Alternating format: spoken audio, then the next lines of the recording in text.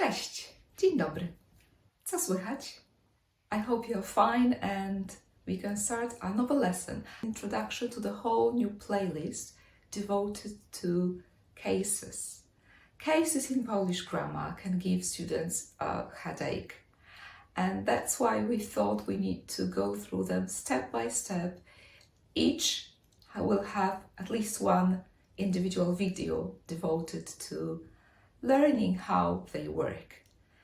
Today it's going to be just an overview of what they are, how they are used.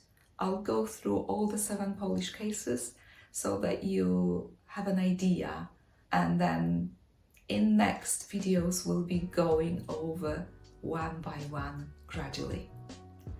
Let's begin then. Zaczynajmy.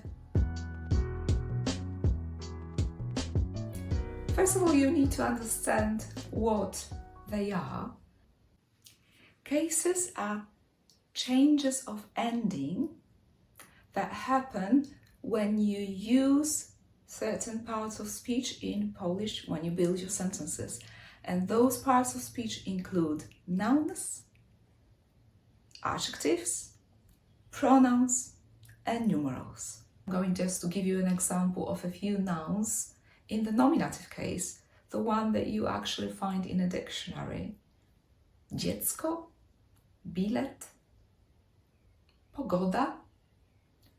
Then the next group that undergoes changes are pronouns. For example, ona, jej, moja, ja. Another group will be adjectives. For instance, duży, mały, ważny. And then one more group is numerals. For example, 2, 11, 100, pierwsza, trzecia. Another important question is when these changes happen. And the answer is that it depends on a combination in a sentence. So you'll see in a moment in a few examples, but basically when a noun is combined with a verb, then depending on what verb it is, it will be an automatic trigger for a certain Polish case. It does not have to be necessarily a verb. It could also be the whole sentence structure or prepositions which are followed by specific cases. I think the easiest way to illustrate it is to go over a specific example. So to do this, I have chosen a noun, an easy word, which you probably already know, kawa. And in the nominative, it is kawa. So it's the word you'll find in the dictionary. For instance, in a sentence, to jest kawa. The accusative will be used after a lot of verbs in Polish when your noun, for example, is a direct object. So, mam, and then you say what you have. Mam kawę. Poproszę kawę. Next one is the genitive, and there are a lot of things to consider how to and when to use the genitive case. But just to give you an idea, you want to use it as a direct object, but of a negative sentence. So, for example, nie mam kawy. And did you notice how the ending of the word kawa in the nominative changed into kawy in the genitive case? They are also used after certain verbs, and one example I want to give you today is potrzebuję. Potrzebuję kawy. So the verb potrzebować is an automatic trigger for the genitive case. Next, you also use it after some prepositions. For example, dodaj mleko do kawy. Do kawy. The name kind of suggests when you use it because it's like a tool, an instrument. So the name suggests when you use it. For example, you say things like, I'm writing with a pen. or I'm stirring something with a spoon.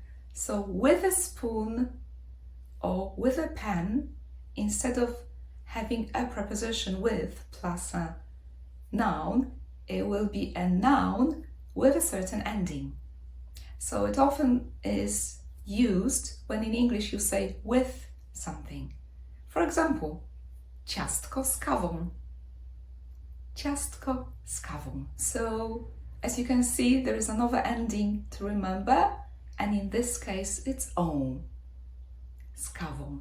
And the dative, and again an example for you. Ten syrop da kawie lepszy smak. Ten syrop da kawie lepszy smak. So the first example that comes to my mind is when you use the verb give, and then when you want to say to someone or to something, then that's where the dative case is used. And the locative, again, the name suggests is used for saying where things are, but not only. When you say I'm thinking about, then it's followed by the locative case ending. For example, myślę o kawie. Last one is the vocative, and vocative is used mainly for people because it's used when you're calling someone. So if you're saying mom, you'll say mamo, or if you're calling grandma, babciu. If you call people by their names, Kasiu. Personally, I don't want to give you an example with coffee there. Unless you want to speak to your coffee, then you say kawo. There you go. So these are the 7 cases. But bear in mind, this is just one example of a feminine noun we've used. And there will be more endings depending on the gender of a noun or of an adjective or a numeral. But also there are some other nuances that we'll go through in this playlist. Let's just go through those cases one more time with an example of our word kawa. The nominative, kawa. The accusative, kawę. The genitive, kawy. Instrumental, kawą. The dative, kawie. The locative, kawie. And the vocative, kawo. This is just an introduction. So remember, learning grammar cases in Polish is a process and it takes time. And you just need to take it step by step. Knowing the rule is not everything. It really requires quite a lot of practice, but it is doable. And we'll try to make it as easy for you as possible. That's it for today. I hope you will find this playlist useful. Do zobaczenia. Cześć!